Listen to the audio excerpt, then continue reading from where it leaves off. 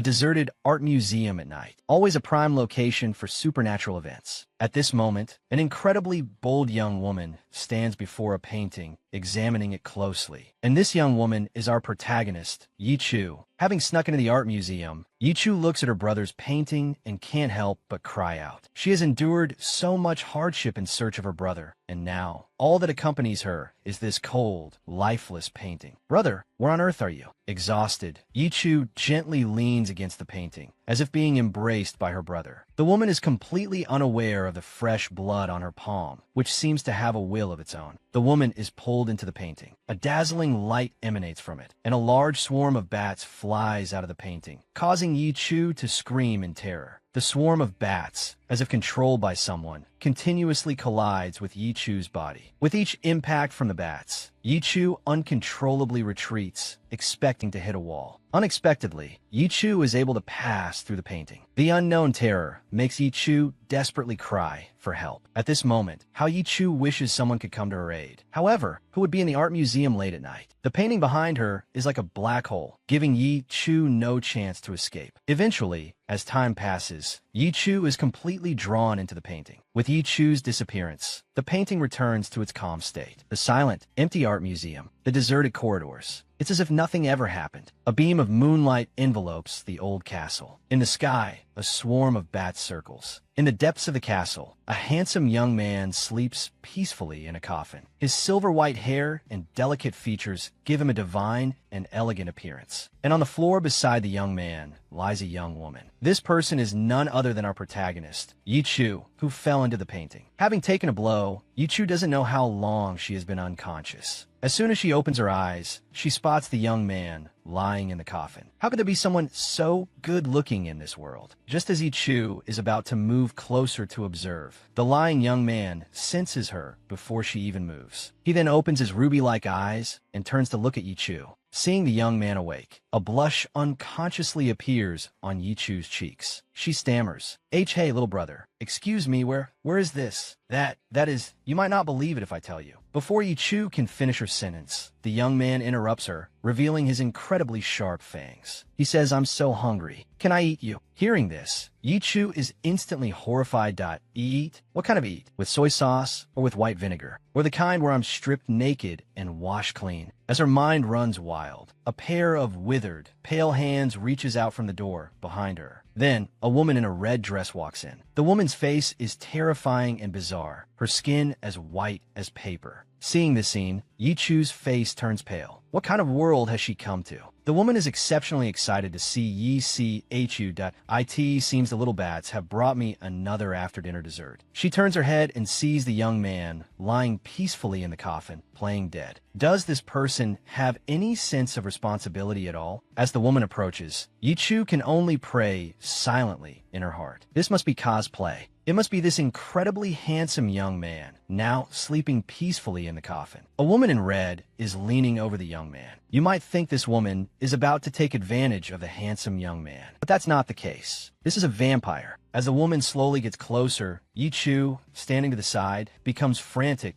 Ah, no. Let go of that, young man. Let me do it. The disturbed woman is greatly displeased. She extends a withered finger, and with a light touch, Yi Chu's body is completely immobilized. Why can't I move? What kind of world have I come to? Having dealt with the trouble and composed herself, the woman prepares to enjoy her luxurious meal. She opens her mouth wide, revealing her incredibly sharp fangs. Unexpectedly, the woman doesn't bite the young man's neck. Instead, she lets out a series of miserable screams, her hands tightly clutching her own throat. What on earth just happened? And the young man, who was supposed to be lying down, suddenly opens his eyes. He is tightly gripping the corner of the woman's clothes in his hand. He ruthlessly throws her aside. At the same time, he wipes away some unknown liquid from the side of his mouth and says, "The holy water I specially prepared for you. I wonder if it's to your liking." It turns out this was all a trap set by the young man. The young man was the hunter hiding in the shadows. Seeing the handsome young man is safe, Yi Chu sheds tears of excitement on the side. This is truly wonderful. In the corner, The woman who took a heavy blow is very unsettled. Who on earth are you? My name is Brand Edward. The young man, having introduced himself, appears unusually calm. Hearing the name Edward, the woman's face pales in shock. This is the legendary vampire hunter. It seems her luck has run out today. At this moment, the woman has no choice. Taking him by surprise, she extends her withered hands, lunging for Edward. Now, Edward and she must die. Edward, a vampire hunter, was preparing to hunt a vampire noble alone. Edward had made thorough preparations. Who would have thought that Yi Chu, suddenly transported into the vampire world, would disrupt his plans? As the vampire closes in, Edward remains calm and composed. But Yi Chu behind him is anything but calm. She doesn't know what possessed her. The moment she saw the vampire's fingertips about to touch Edward, she reflexively rushed forward, using her own frail body to shield Edward. The sharp fingertips instantly cut through Yi Chu's delicate skin. In an instant, the tattered Yi Chu's blood covers the floor. Severely injured and physically exhausted, Yi Chu can no longer support herself and falls backward, only to be caught steadily by Edward behind her, held in his arms. And at the moment she falls, the cross on Yi Chu's body emits a dazzling light. The vampire, illuminated by the light, begins to show signs of dissipating. The extreme pain makes the vampire let out a piercing scream. The threat of death compels this vampire to turn and flee. At this moment, Yi Chu collapses into Edward's arms. Looking at Yi Chu, who is on the verge of death to protect him, Edward's expression becomes much more complex. Edward, who has never been protected by anyone, feels his heart skip a beat. The injured Yi Chu's vision begins to blur.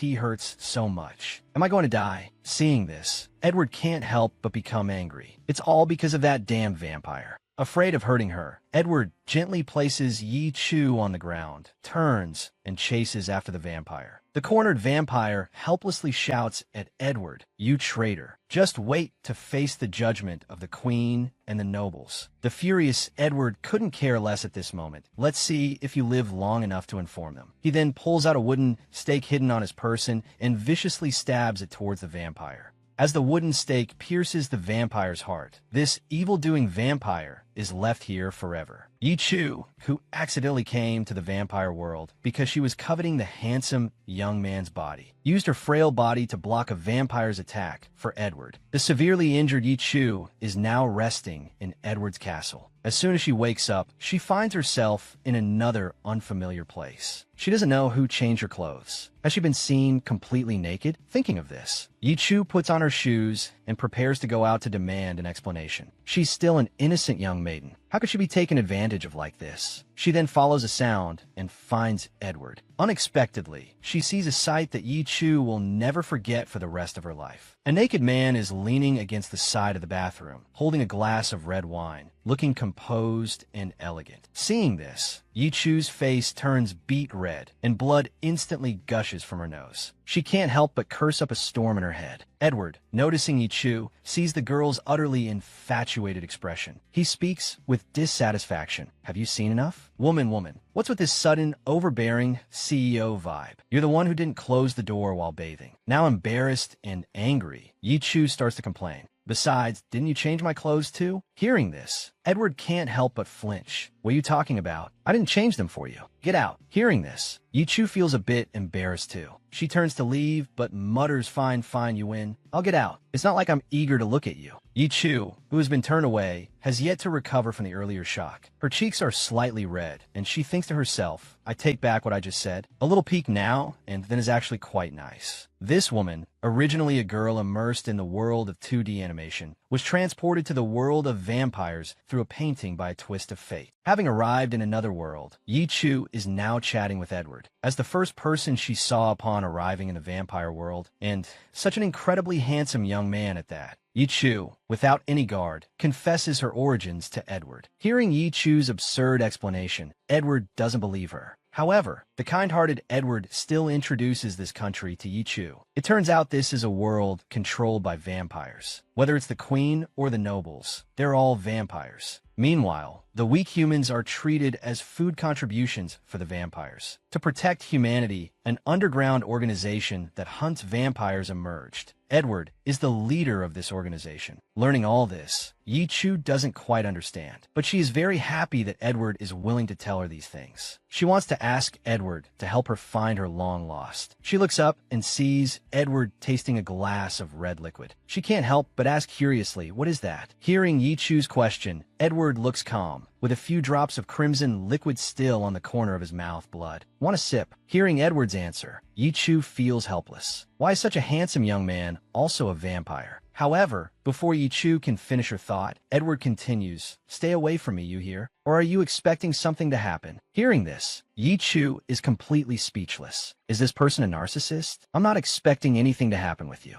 However, before she can say the words, she is interrupted by Edward's subordinate who has come looking for him. Seeing this, Yi Chu doesn't know what to say. She watches as Edward and his subordinate leave, leaving her alone. Yi Chu, who accidentally came to the vampire world, is now alone in the old castle. The familiar place, the familiar coffin. It's just a pity that Edward isn't here. Thinking of her family, Yi Chu can't help but wonder how she can get home. Yi Chu carefully considers the reason she came to this world. Blood, it was blood. It was because of blood that she came to this world. Recalling the strange phenomenon that occurred when her fresh blood touched the painting, Yi Chu decides to try it. She turns and picks up a piece of glass nearby, making a small cut on her finger. Fresh blood instantly drips onto the ground. However, no miracle happens. Nothing changes except for the drop of blood on the ground. Yi Chu can't help but feel frustrated. Do I have to die once to make it work? Just as Yi Chu is thinking, a figure appears behind her. The tall figure completely envelopes Yi Chu. Is it Edward? Thinking it's Edward coming to find her, Yi Chu turns her head to look, but she is pushed to the ground by a man she doesn't recognize at all. A closer look reveals it's another vampire. The man's sharp fingertips lightly graze Yi Chu's delicate neck, and blood instantly gushes out. Yi Chu trembles in fear, and the vampire before her keeps getting closer. At this moment, Yi Chu can't help but think that she's doomed this time. Just as Yi Chu has prepared herself for her fate, a crossbow bolt flies from behind, shooting towards the vampire in front of her. It turns out Edward has appeared to save her. Seeing Edward's arrival, Yi Chu can't help but shed tears of excitement. The vampire beside her turns to ash. At this moment, Edward, with his back to the sunlight, extends his hand to help Yi Chu up. He appears exceptionally gentle. "Are you okay?" Yi Chu completely breaks down, throwing herself onto Edward's chest and crying her heart out. This crying young woman is named Yi Chu. She was an ordinary university student, but by a twist of fate, she came to the vampire world. Having just escaped from the jaws of death, Yi Chu is now leaning on Edward's chest, crying her heart out. Meanwhile, Edward's straightforward nature is exposed. He just says it's okay. It's just a superficial wound. Luckily, the artery wasn't severed. Otherwise, you'd be a dried-up corpse. Hearing this, Yi Chu almost explodes. This liar clearly told her that it was safe during the day, but seeing as he saved her, she won't hold it against him. But Yi Chu has always been very curious. As a vampire, why does Edward hunt his own kind? Hearing Yi Chu's question, Edward doesn't answer. Instead, he says she's being nosy. The right thing to do is to think about how she's going to survive. Yi Chu doesn't know what a storm has been stirred up in Edward's heart. As a vampire, Edward, during his childhood, witnessed his human mother being burned alive by his vampire father. If it weren't for a kind-hearted aunt who saved him, he probably wouldn't be here. And as a vampire, Edward was not only abandoned by his father, but also couldn't fit into the human world. In order to gain the acceptance of humans, he became a vampire hunter to seek forgiveness. On the way back to the castle, Edward might have been too lost in thought as he walks straight into a tree. Yi Chu wants to go forward, but Edward pushes her away. He then says fiercely to Yi Chu, "Don't come over here. Aren't you afraid? I'll do something bad." Hearing this, Yi Chu immediately retorts, "You won't, because you're a kind person." Hearing Yi Chu's words, Edward's heart is deeply shaken. No one has ever called him kind. How can this human woman touch his heart time and time again? What would you do if you found out the man you love has a childhood sweetheart fiancé?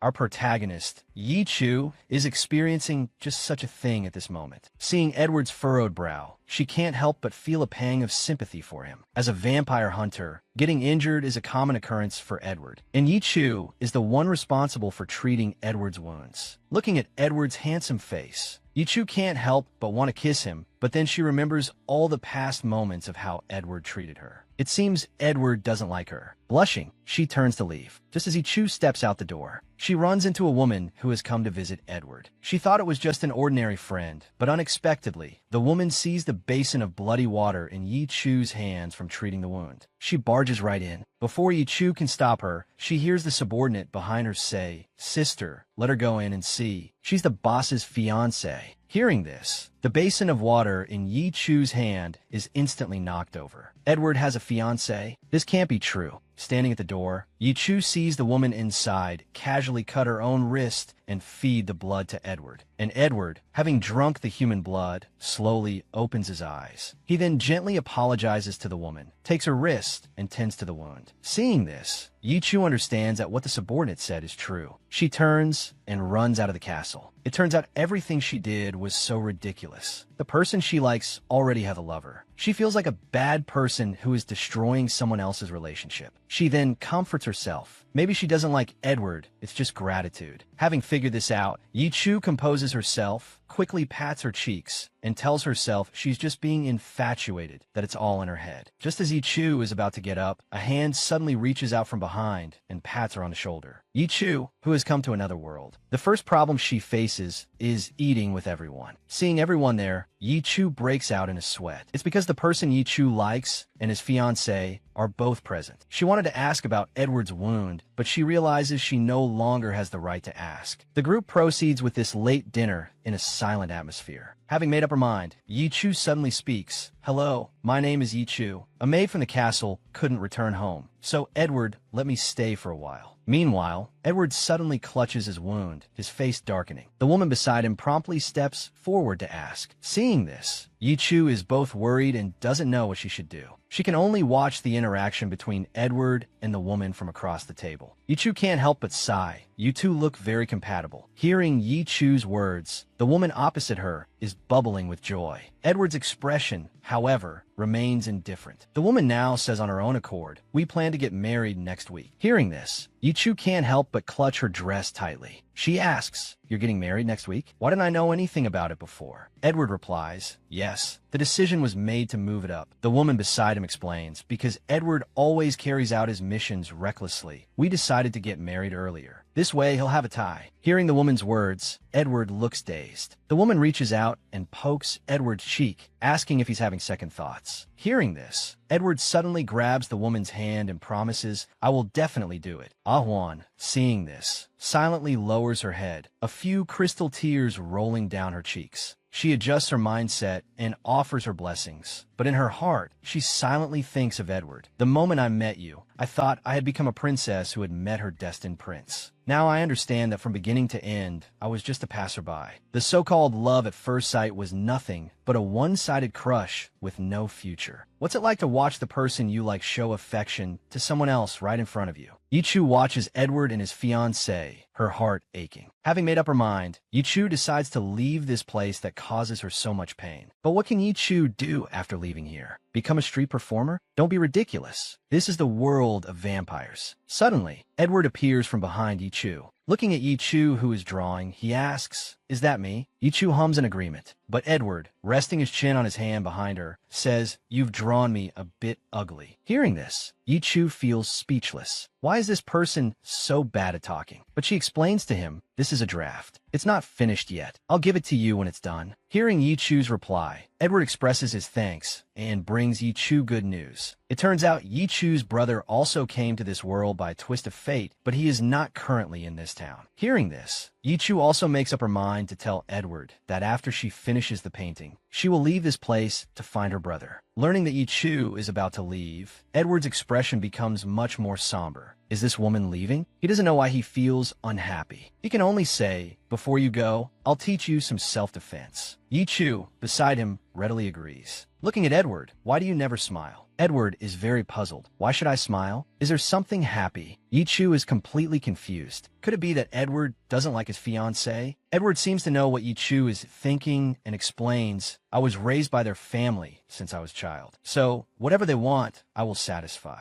Hearing this, Yi Chu smiles, turns, and holds up the painting towards Edward, speaking sweetly. I'm going to finish my masterpiece. I'll try my best not to draw you ugly. Unexpectedly, his fiancée's figure appears at the door. The moment this father and son meet, they start fighting. Edward's father is a vampire count. Edward, as a vampire hunter, sees his father and feels anger rising from his heart. He roars at the man. Edward, who has never experienced fatherly love, is very repulsed by his father's act of seeking him out. Hearing Edward's full-blown malice towards him, the man can't help but frown, but still hopes to resolve the conflict with his son. Edward hears the man before him mention his mother, and his face darkens. He thinks of his childhood when his mother was burned alive by this man. He directly grabs the silver arrow by the bed and stabs it towards his father. As a pure-blooded vampire count, how could Edward be his match? He just gently grasps his opponent's wrist. The direction of the silver arrow instantly changes. The silver arrow that was supposed to pierce his chest only grazes his cheek. With a casual slap to Edward's chest, he is sent flying to the ground.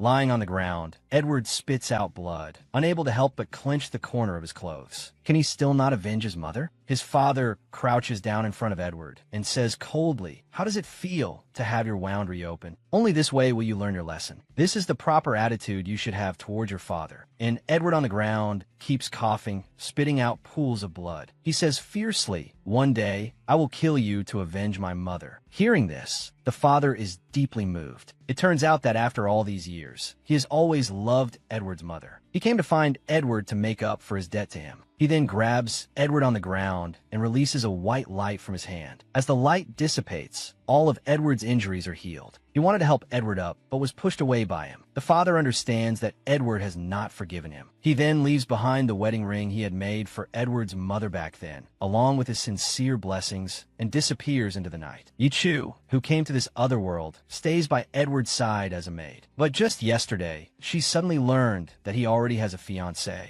This woman with long brown hair is Edward's rightful fiancée, Olivia. This day, Olivia sees Yi Chu with nothing to do and asks, "Are you very idle right now?" As a maid, she instantly panics, quickly explaining that she wasn't slacking off and was about to do the laundry. Who knew that Olivia had already washed all the clothes and even invited her to go shopping together. The moment she hears shopping, Yi Chu's eyes light up. After all, she hasn't been out in a long time. On the way, Olivia tells Yi Chu about Edward's background. He actually only has half vampire bloodline. Feeding once every 1 or 2 weeks is enough to maintain a normal life. But Edward won't kill people for blood, so Olivia is his only blood source. But one person's blood source is not enough, so sometimes he also consumes animal blood. But its effect is less than 1/10 of human blood. At this, she remembers the bowl of red liquid Edward drank. That cup must have contained animal blood. He scared her by saying it was human blood, probably just to frighten her away. They arrive at a fruit stall. The stall owner warmly congratulates Olivia on soon becoming a bride. But her face immediately changes upon seeing Yi Chu, and she whispers in her ear that she saw her seducing Olivia's fiancé. She sternly warns her to take good care of her master and know her place. Yi Chu clenches her fists in anger after hearing this. She clearly never did such a thing. Then, the woman shoves a package into her hands, saying harshly, "You servant, how can you let your master carry such a heavy thing?" She can only lower her head, her face shadowed, and accept it. Afterwards, they go to tailor shop. There's a beautiful wedding dress in the shop. Yi Chu stares at the snow-white wedding dress, lost in thought. Olivia kindly asks Yi Chu to try one on too, for comparison. Yi Chu says that a wedding dress should be tried on by the bride herself. In reality, her heart is blooming with joy. Who can refuse to try on clothes for free? A moment later, Olivia comes out with a long train. Her smooth long hair and snow-white skin make the wedding dress look exceptionally ethereal. At this time, Edward has also finished his work at the stables and rushed over, reporting all the troublesome matters to Olivia one by one. At this moment, Yi Chu has also changed into a wedding dress, but sees Edward at the doorway. The two see each other and say in unison, "What are you doing here?" Edward says naturally, "I'm here to try on clothes." Only then does Yi Chu realize that she is the extra one. She stands there awkwardly in the wedding dress, thinking to herself, what does this make me? Edward, however, stares at Yi Chu without blinking. Seeing this, Olivia says, it seems that for me, you still prefer Yi Chu. Hearing this, cold sweat instantly breaks out on Edward's forehead. But Olivia smiles slightly. Don't be so nervous. I was talking about the style of the dress. She even wants to pull Yi Chu to try on wedding dresses together and have Edward pick one he likes. At this moment, Edward is caught between two women. Helpless, Edward can only praise his fiancée for looking beautiful. But the woman doesn't seem to want to let him go, asking in return, doesn't Yi Chu look good in this wedding dress? Edward can only sigh and say, I don't like it. It's not good looking. Hearing this, Yi Chu feels as if her heart has been viciously stabbed. Seeing the sweet couple in front of her, she can only leave dejectedly, turning to take off the gorgeous wedding dress. How could Edward possibly choose her? He clearly doesn't like her at all. Little does she know, this is the first time Edward has said this to his fiancée. The sun gradually sets. Edward and his fiancée have now chosen their wedding gifts. Outside the door, Edward gentlemanly holds the door for the lady. But seeing the dawdling Yi Chu, Edward can't help but urge her, only to see Yi Chu holding a pile of items. He can't help but feel a pang of sympathy. Why did you buy so much? He then tries to take the packages to help Yi Chu share the load. At this moment, Yi Chu remembers her status and is unwilling to let Edward, the boss, help her carry things. This is my job. Hearing this, Edward's brow furrows. He says loudly, your job is to do laundry and clean, not to carry things. After speaking, he snatches the packages from Yi Chu, takes his fiancée's hand, and heads outside. Seeing this, Yi Chu feels much more dejected. She really doesn't want to see the two of them anymore. So,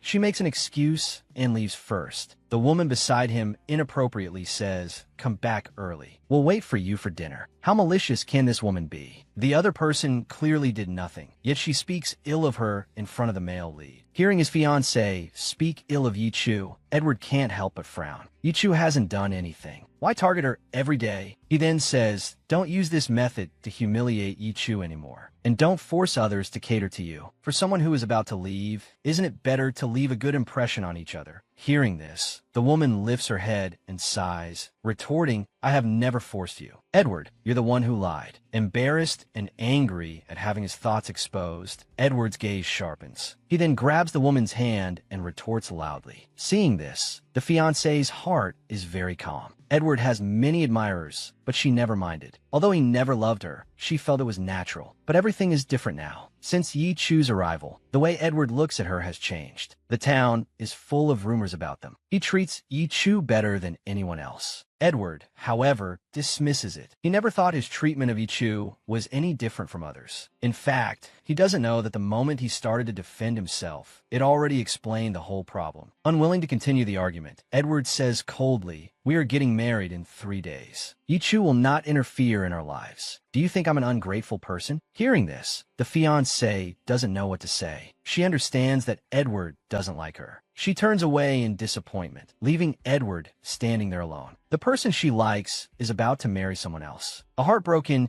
Yi Chu chooses to comfort herself with food. She walks forward, taking large bites of bread, but she accidentally sees a couple kissing in a corner. The man sees Yi Chu and nervously turns his back. The young woman angrily walks towards her, hands on her hips, and scolds loudly, my business has been ruined by you, woman. Yi Chu was already unhappy, and now she's even angrier. She crosses her arms and confronts the woman. Does this whole street belong to your family? Can't other people walk here? Hearing this, the woman flies into a rage. This damn girl doesn't even know the rules here. Trespassing here. Does she know whose territory this is? She says as she raises her hand to hit her. Just then, a plump older woman appears from behind and stops them. With ill intentions, she asks where Yi Chu's home is, if she has a job, and how many people are in her family. She realizes this old woman is up to no good. So she tells a lie, dozens of people in my family. My child is already 3 years old. After saying that, she runs back. It turns out these two women are involved in that kind of transaction. If Yi Chu leaks this, the Duke will not let them off. But looking at her simple attire, she probably doesn't even know who the Duke is. Seeing that Yi Chu is young and has some looks, they get a crooked idea, planning to secretly investigate Yi Chu's identity. Maybe they can sell her for a good price. At this time, Olivia is discussing with her father whether to break off the engagement. After all, the marriage was a choice her father made for Edward in the name of his adoptive father. Now that he has a girl he likes, let him have his wish. But her father disagrees. How can his high and mighty daughter bow down to a lowly woman? He sighs and advises her not to just think of retreating when encountering problems. She has to fight for it. The maid beside her angrily agrees. Yes, miss. As long as that woman disappears, you won't have to worry. Hearing the maid say this, Olivia panics, stammering, "You're not going to kill her, are you? The person she likes is about to get married. There is no place for Yi Chu here anymore. Now she must find another job." So she asks for Edward's help. "Edward, can I ask you for one more thing? Can you write me a letter of introduction?" Anywhere is fine. Edward is silent for a moment after hearing this. Then his vocal cords vibrate as he faintly squeezes out a sentence. Seeing him so cold, Yi Chu speaks again. "I've been a lot of trouble for you all this time." Only then does Edward turn his head and say, "I hope that with your next boss, you won't be lazy. Their tempers might not be as good as mine."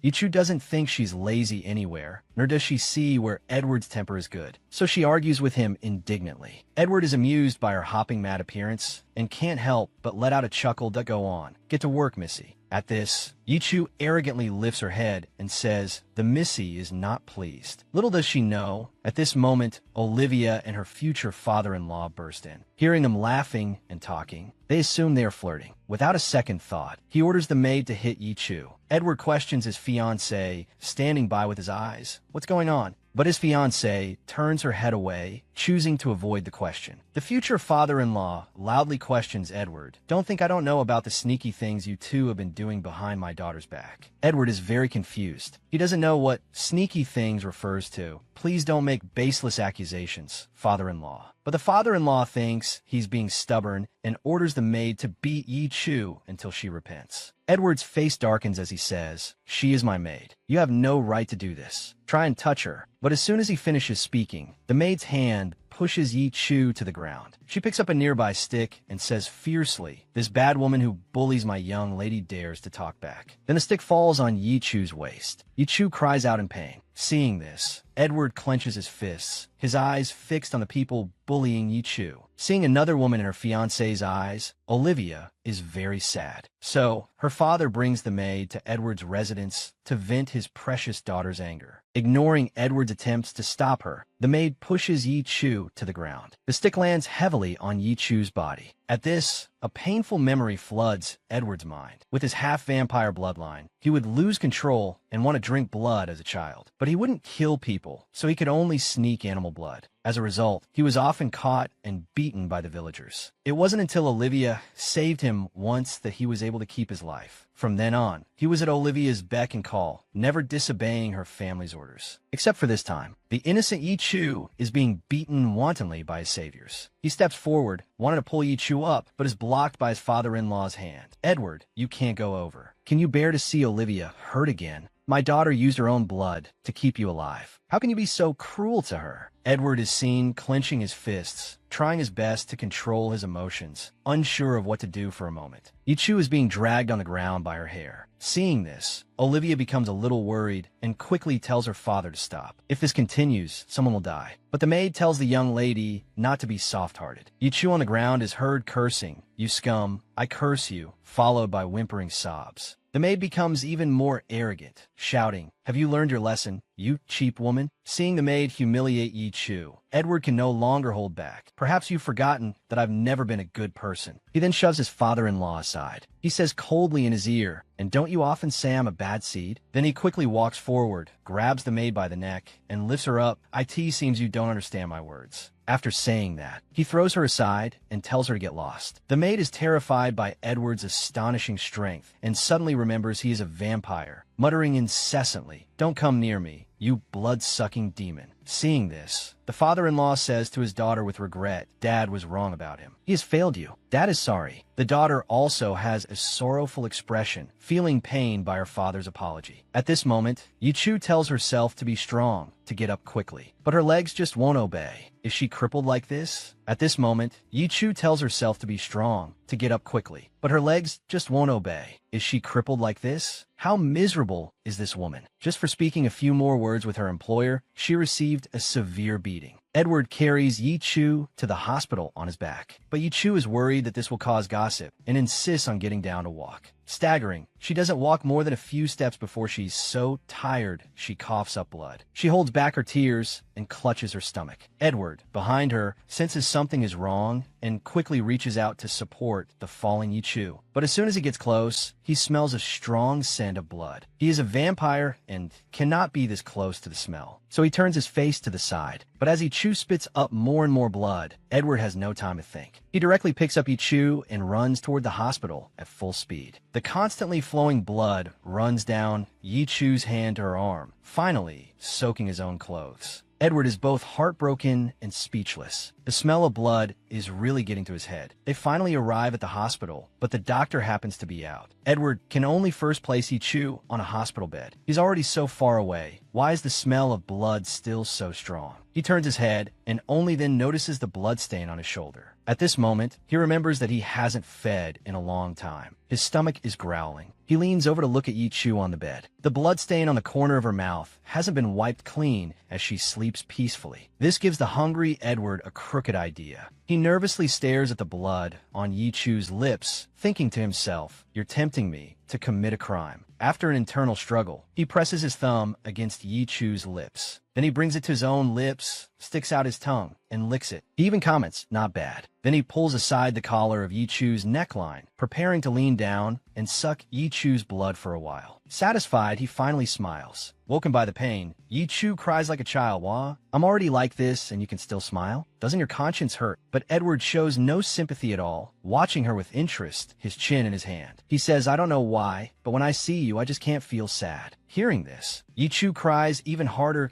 "Am I just a joke in your eyes?" Seeing Yi Chu get angry, Edward immediately becomes nervous, reaching out a large hand to wipe her tears. "My fault. Sorry." But the young lady doesn't appreciate it, feeling he's not sincere. After bickering for a while, the air suddenly falls silent. Yi Chu is heard saying softly, "Edward, can you turn me over? It's my back that hurts." How miserable is this woman? She just got a brutal beating and then had her blood sucked by this vampire before her. The doctor rushes in to check on her condition and can't help but exclaim, "How did your wife get abused by you like this?" Before the male protagonist can speak, Yi Chu hastily retorts, "He's so considerate. How could he hit me?" Only after speaking does she realize she misspoke, awkwardly clenching the bedsheets with her fingers, thinking to herself, "How did that just slip out?" To hide her embarrassment, she quickly lies down and lets the doctor begin the treatment. But the doctor says something that makes her even more embarrassed. "Please take off your clothes." Seeing Yi Chu's blushing face, the doctor explains, "No need to be shy. It's just a routine checkup." Meanwhile, Edward stands ramrod straight, not feeling that his presence here is any different. Yi Chu has to carefully remind Edward, "Can you step outside for a moment?" The wooden Edward then stiffly turns around and slowly leaves the hospital room. Because Yi Chu's arm is also injured, she uses all her strength but still can't reach the zipper on her back. The doctor, seeing this, kindly offers to help her unzip it, but is heard by Edward, who hasn't fully left. His brow furrows, his lips tightly shut as he walks, muttering, "This person is so creepy." Outside the hospital room, Edward leans against the door, looking worriedly at the scenery outside. After a while, the doctor finally comes out. The doctor says earnestly, "Your wife suffered from delayed hemorrhage due to damage to the blood vessels in her brain. I'll have the nurse prepare some oral and topical medications for you." From this long speech, Edward only heard the word wife. He replies, somewhat speechlessly, "Not my wife." The doctor squints and coughs twice out a slip of the tongue. Then he sees Edward rushing towards the hospital room. He even barges in without knocking. Unexpectedly, the woman in the room hasn't finished dressing. Yi Chu is so scared, she randomly grabs a piece of clothing to cover her chest. Still shaken, she looks at Edward, who rushed in. Edward asks with utmost seriousness, "Is there anything I can help with?" It's unknown how the now estranged family will get along next. After the treatment at the hospital, Edward brings Yi Chu home. Olivia walks out from inside, greeting Edward with a smile. She intimately asks if he's hungry and has made his favorite foie gras and braised chicken. Edward also replies politely, "You've worked hard." Seeing that Edward doesn't show any sign of dislike, her smile becomes even brighter. She starts to ask if Edward is still angry. Edward avoids Olivia's fervent gaze and faintly says two words, "I'm not." When Olivia asks if he's still angry at her father, he falls silent. The clever Olivia immediately understands what she needs to do now. So she takes Edward's hand and says as they walk, "The day after tomorrow, I will be your bride. We are a family. What conflict can't be resolved within a family?" Then she takes her father's other hand and says cheerfully, "You are the two most beloved and important men in my life. But I love my fiancé a little more. So, Dad, don't always make things difficult for him in the future." Under Olivia's enthusiastic invitation, Edward is about to enter the kitchen. Just then, he suddenly remembers the person at the door. He turns his head and calls out, "Yi-Chu, come in quickly." His fiancée also feigns an invitation for her to join them for a meal. But Yi-Chu knows her place and says she's not hungry, refusing the invitation. In reality, her stomach is already growling. Olivia stops pretending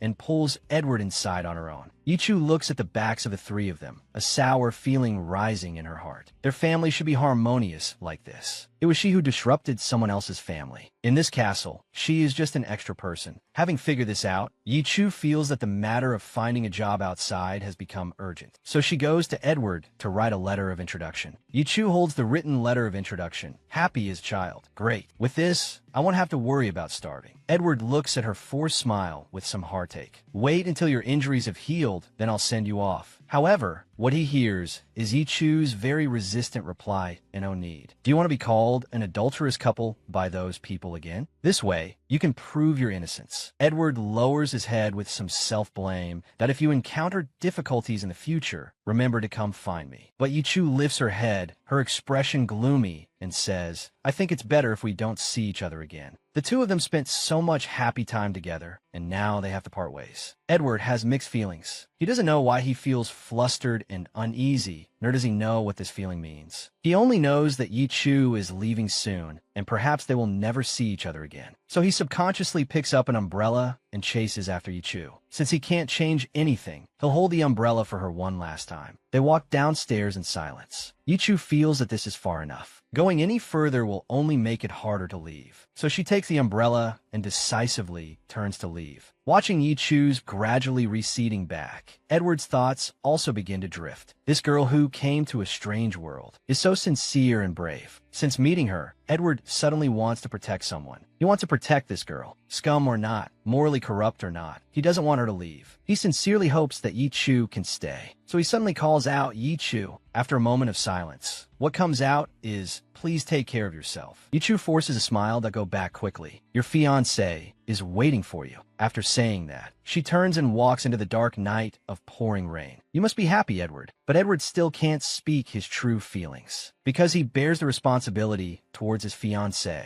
If he selfishly follows his heart, it would be too unfair to Olivia. He wishes he could have met Yi-Chu earlier. The time they spent together feels like a dream. The cruelty of reality has shattered this dream. Meanwhile, in the room, Olivia notices a note on the wedding photo. It says, "I'm sorry about what happened before. I wish you a happy marriage." Edward once said that as long as it's what you wish for, he is willing to do it. Olivia stares at the note, lost in thought that, "Why, Yi-Chu, I'm the one who should ask for your forgiveness for everything I've done to you." When a person leaves, he is willing to do anything. Olivia stares at the note, lost in thought that, "Why, Yi-Chu, I'm the one who should ask for your forgiveness for everything I've done to you." When a person leaves, you start to have insomnia. Does this count as a form of lovesickness? Late at night, Edward is restless and unable to sleep. He has no choice but to get dressed and go to the balcony for some fresh air. Suddenly, his subordinate pops up from behind. Seeing Edward looking gloomy, he hits the nail on the head about the reason for his days. Boss must be thinking about Yi-Chu. Edward suddenly spits out a mouthful of blood, turns his head, and says to his subordinate with feigned seriousness, "I think it's time to marry you off." The guest puffs up his cheeks and raises his hands in protest that, "I'm a boy. How can you marry me off?" Edward is heavy-hearted and in no mood for jokes right now. The naive subordinate has simple thoughts. He clearly feels that the boss has more feelings for Yi-Chu.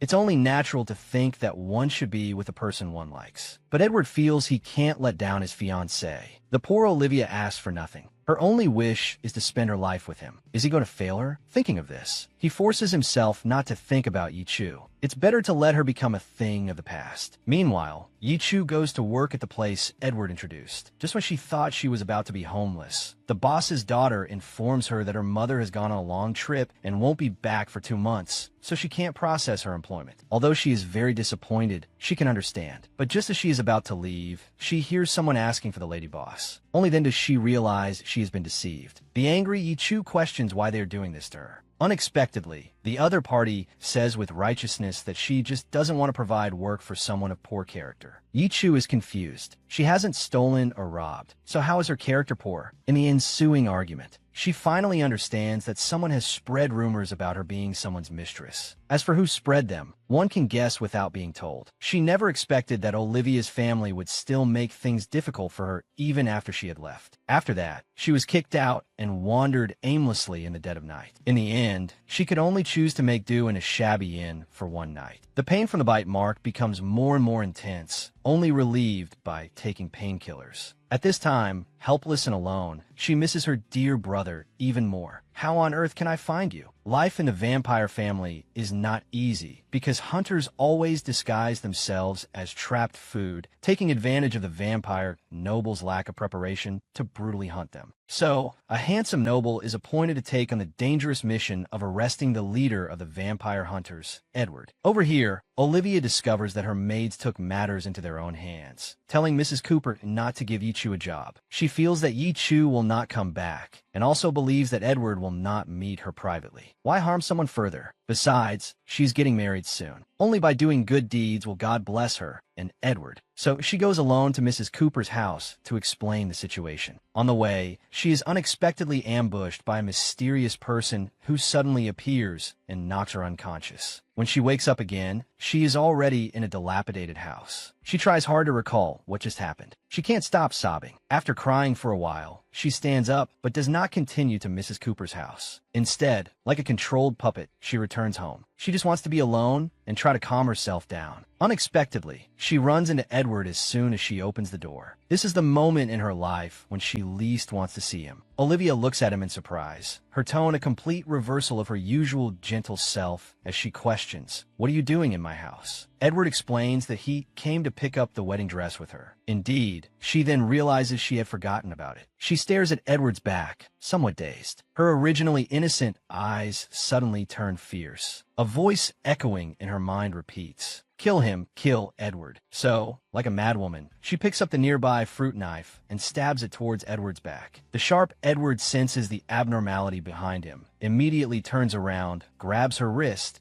and asks in confusion what she is trying to do. Olivia's eyes are vacant, her expression fierce. "Kill you. You owe me this." Although Edward doesn't know why she is like this, he once said that his life was saved by her. She can do whatever she wants with it. They're getting married tomorrow. But now, this woman wants to put her beloved to death. As his fiancée's knife pierces his chest, Edward falls into a pool of blood. He doesn't understand why this is happening. His fiancée, Olivia, says sinisterly, "If you die sooner, I won't be in pain anymore." All of this happened too suddenly, leaving the maid standing by a loss. She never thought that the usually gentle young lady would actually kill someone. The two look at each other for a long time. Olivia shows a surprised expression, looking at her dying fiancé. It's as if what she just did had nothing to do with her. But in fact, it really wasn't her who did it. Because just now in that dilapidated house, a purple-haired woman controlled her. If she doesn't kill Edward, she can only wait for death. The timid Olivia has never seen such a scene, so she screams and runs out the door. She leaves her maid and father at home to clean up the mess. They plan to first strangle him to death and then bury him in the suburbs, lest he wakes up and reports the young lady. But they didn't expect that a vampire's constitution is special. This wound is not enough to take his life. He wakes up after a while. Before he even recovers, he rushes to find Olivia. Because from her eyes, he sensed a viciousness that did not belong to Olivia. She is being controlled. He must quickly find a way to save her. Inside the vampire's castle, Edward's father hears an anxious voice calling out. He hides to the side and takes out a pendant from his pocket. A beautiful woman then appears. The father says, "You're finally willing to see me." But the woman doesn't care what he says, anxiously telling him to go save their son. Someone wants to kill him. Hearing this, Edward's father's eyes become serious. He says firmly, "Don't worry, I will protect him." Such a gentle young lady suddenly strikes a fatal blow to harm her own fiancé. However, fortunately, Edward's vampire constitution saved him. This one stab was not enough to kill him. After waking up, he did not hold a grudge against his fiancée's family for their actions. Instead, he gets up to find his fiancée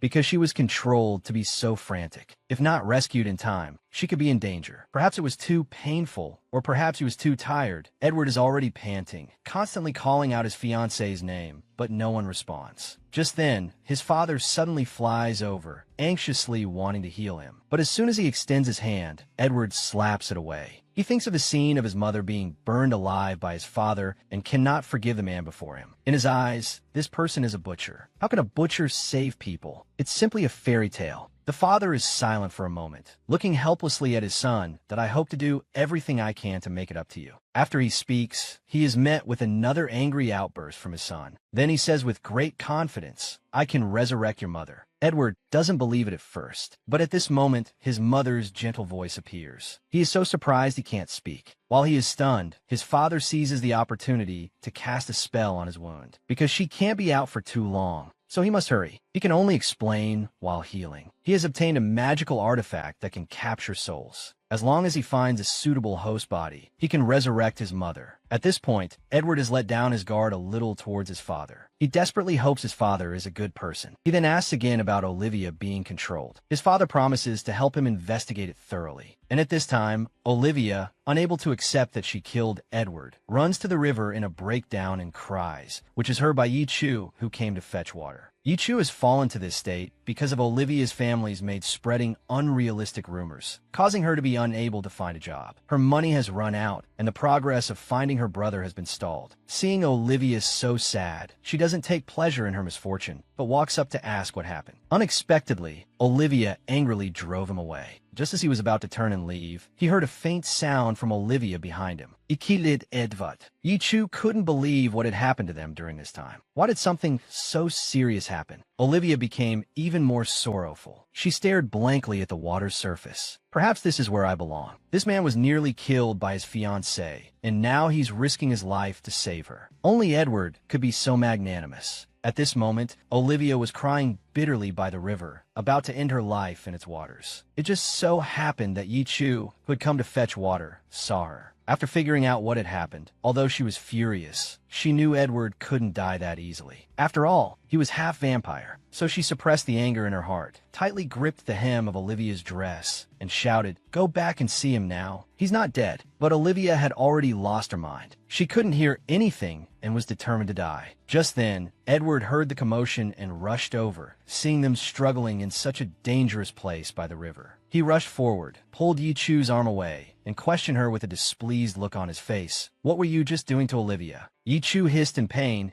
and said even more angrily, "You're hurting me. You idiot. Can't you see I'm saving her? Your wife is about to die for you." Edward let go of her hand. He looked at his fiancée in a daze. At this point, Olivia also came to her senses. She rushed over to hug Edward, choking back sobs as she said she thought she would never see him again and that what happened earlier wasn't intentional. Of course, Edward knew it wasn't intentional. He was now desperate to know who was controlling her so he could get revenge for her. But Olivia didn't want Edward to seek revenge, because the purple-haired woman controlling her had said that Edward could not possibly fight the entire vampire clan on his own. So she decided not to say anything and let the matter drop. Unable to get a word in, Yi Chu felt a little dejected and silently turned to leave. When Olivia noticed, she called out to her, "Thank you for stopping me from doing something foolish. Otherwise, I would never have seen Edward again." Yi Chu didn't say anything, but instead looked at Edward with an angry expression, as if to question him. "What about your apology?" Edward's face turned bright red, and he said, "I'm sorry," in a very quiet voice. Naturally, Yi Chu was not satisfied and bossily told him to do it again. Edward had to muster his courage, brace himself, look at Yi Chu, and say firmly, "I'm sorry." Yi Chu clutched her stomach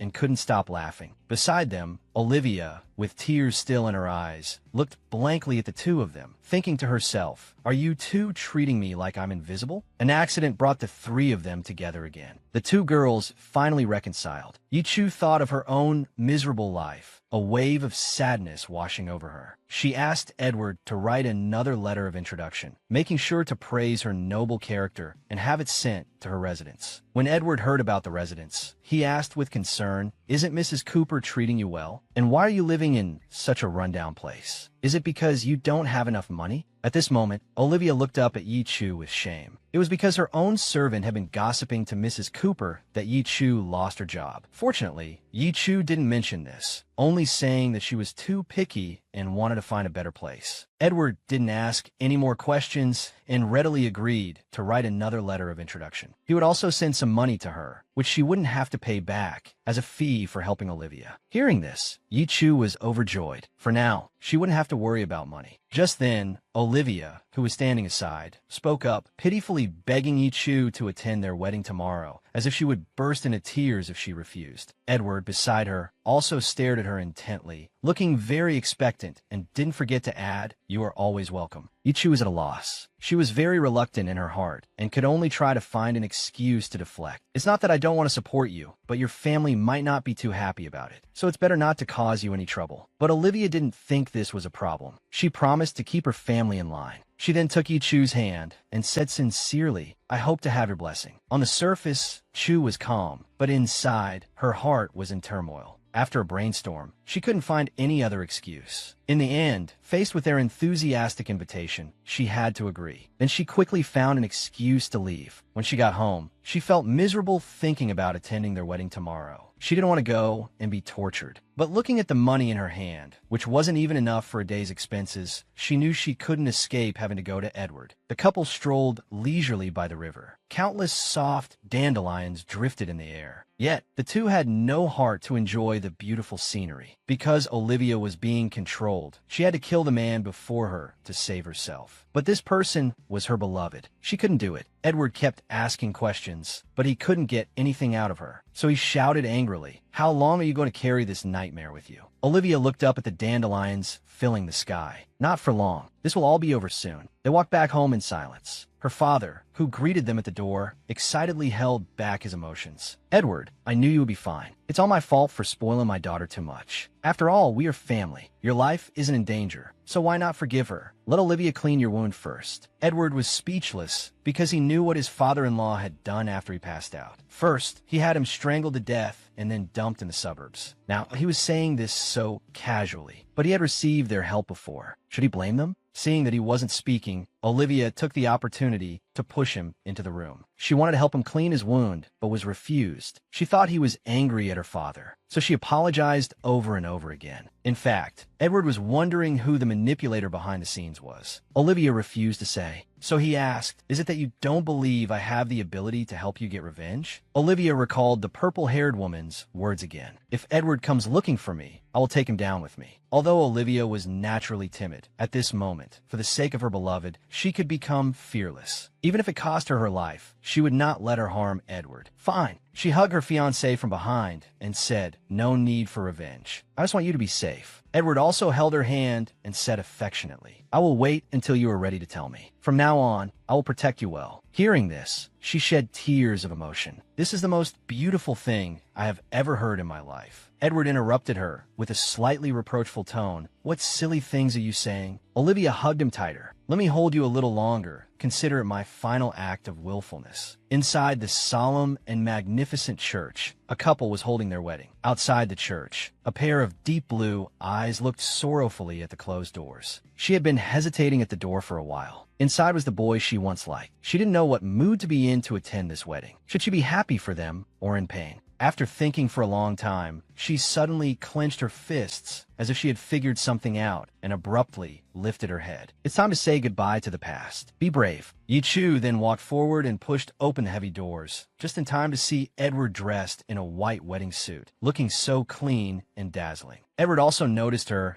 and his body couldn't help but stiffen, thinking she came after all. The girl at the door gave a thumbs up, her lips curving into a small arc, trying to squeeze out a smile. But she still couldn't hide the sadness in her eyes. Just then, Olivia appeared, holding her father's arm. When she walked to Edward's side, the priest led everyone to stand and sing the hymn, "Love is the only happiness." Everything was so harmonious and beautiful. Only Ichu was heartbroken, thinking how ridiculous she had been before. Her heart ached too much, so she decided to leave. But just then, Olivia suddenly started coughing violently, with no sign of stopping. Blood even began to seep from her mouth. The situation was very bad. Olivia understood that this time, she probably couldn't escape the madwoman's curse. She looked up at Edward with teary eyes and said, "I'm afraid I can only accompany you this far." Then she fell heavily to the ground. Everyone was terrified and rushed to call a doctor. Olivia said in a weak voice, "It's too late." Then she struggled to call out to Yichu at the door. Her anxious father misunderstood, thinking she was the cause of the trouble, and ordered his men to seize her. Seeing this, Yichu turned and ran, thinking, "What does this have to do with me? Why are you grabbing me again? I shouldn't have come." The next second, her hair was grabbed by a maid. She was dragged into the church for questioning. Edward heard her cries and ordered the servants to let her go. Olivia got up, looked Yichu in the eye, and said with a pleading gaze, "I actually want to ask you to marry Edward in my place. You've seen people call off weddings, but have you ever seen someone give the groom away to someone else at their own wedding?" Yichu had encountered such a bizarre thing. When she heard this request, her heart skipped a beat. Time seemed to stand still. Although she liked Edward, she couldn't feel his love. How could she be with someone who didn't like her? So she refused Olivia. Olivia knew she didn't have much time left. Only by persuading Yichu could she leave in peace. So she spoke again, "Since you like him too, and Edward is also very good to you, isn't this the best of both worlds? It's better than you being out there alone, struggling to support yourself." After hearing this, Yichu was somewhat moved. It had indeed been difficult for her recently, and Edward was good to her. But she still didn't want this kind of charity love. At this point,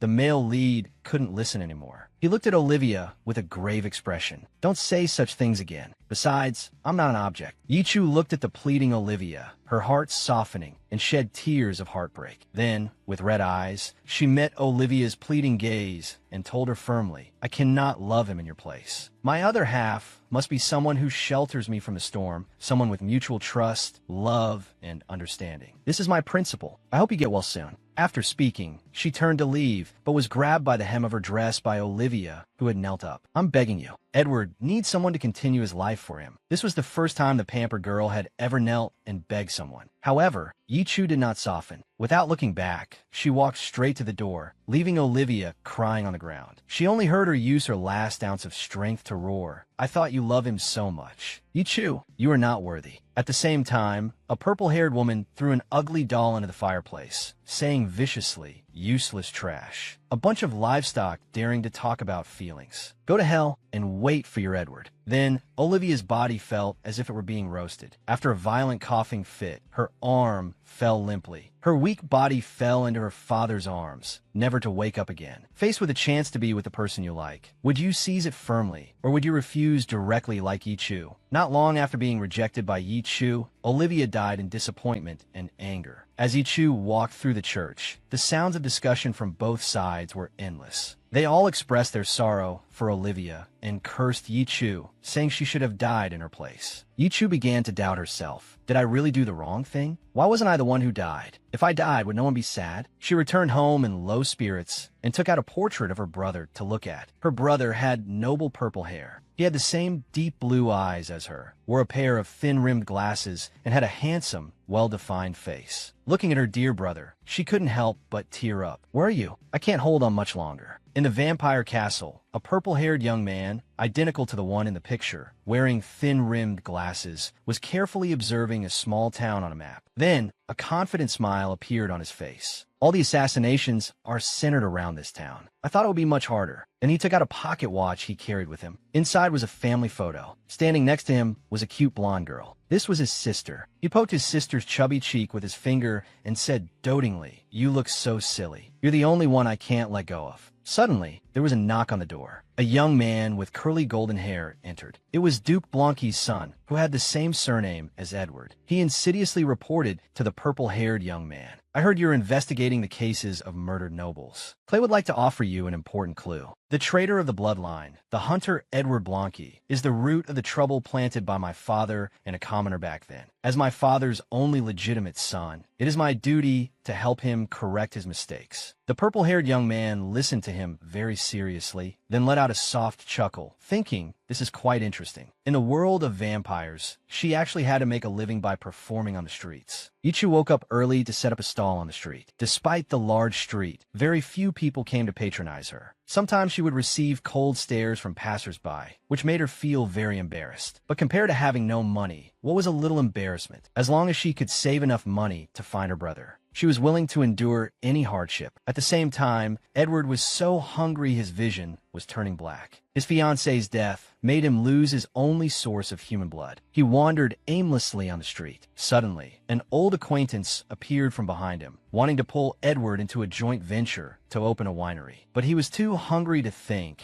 and asked his friend to give him some time to consider. Funnily enough, when the man left, he also took one of his good horses. Can this person be trusted? As Edward was walking, a fast-running little boy bumped into him. Then he was bounced back by a strong body. The little boy fell flat on his back. When he kindly wanted to help the boy up, he saw blood seeping from the boy's tender palm. Seeing this scene, he couldn't help but swallow. The bloodlust in his bones could no longer be suppressed. He opened his mouth wide, about to suck the child's blood. Fortunately, the little boy recognized him as a vampire at a glance and cleverly held up a painting in front of Edward. He pretended to be calm and promoted the painting in his hand. There's a painter sister up ahead who can draw your portrait for free. While Edward was in a daze, the child secretly slipped away. Edward's rationality gradually returned, and he thought, I almost harmed that child, but my body has reached its limit. What should I do? Yichu had been at her stall for a long time. She looked at her hard-earned gains with relief, thinking that soon she could leave this place and go find her brother. Just as she was about to pack up and go home, a familiar figure appeared in front of her. Isn't this Edward? Why is he here? Edward explained, I heard there's a painter here who can help people realize their dreams. He thought to himself, I just wandered here unconsciously. I didn't expect it to really be you. This was their first meeting since his fiancée's death. Both of them were a little awkward. Ichu saw through Edward's confusion and took the initiative to speak. I'm just out here trying to make a living. Hearing this, Edward was taken aback. This made him even more confused. He had clearly instructed Walker to give Yichu money. Could that guy have forgotten? Yichu didn't believe a word Edward said. She frowned and retorted angrily. You're the one who forgot, aren't you? And you're blaming Walker for it. Edward knew that although he had given the order, he hadn't supervised Walker to deliver it promptly. It was indeed his own negligence. He lowered his head, a little embarrassed. The direct cause of this misunderstanding was happily feeding a horse, having completely forgotten the task his boss had given him.